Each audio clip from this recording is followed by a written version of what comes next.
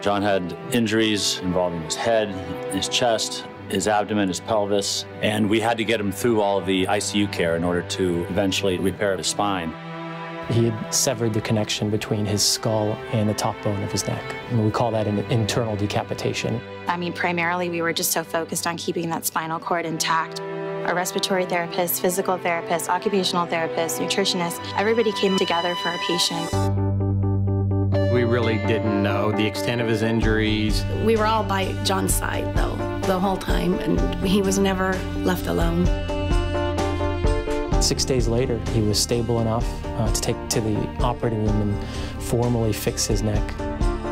When he started waking up, we were so excited. I remember bits and pieces along the way, like my parents telling me what happened, but it just never really clicked.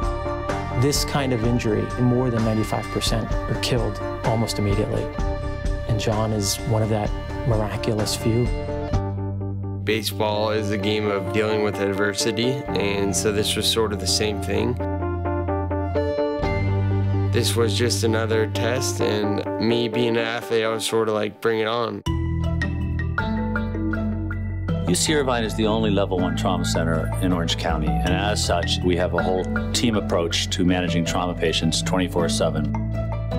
Everybody that came on in and really kept us up to date on what Jon's condition was around the clock was amazing.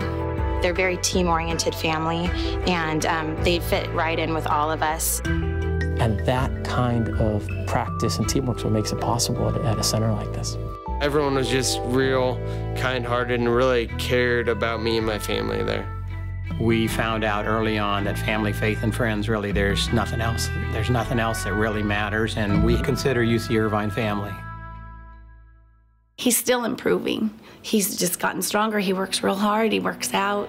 Life is normal almost now. I mean, I'm working. I was sitting in this pizza joint, and I look up at the screen, and it's Jon.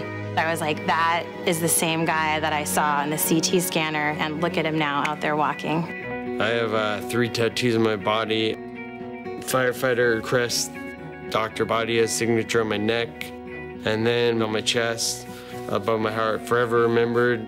I did that for my friends.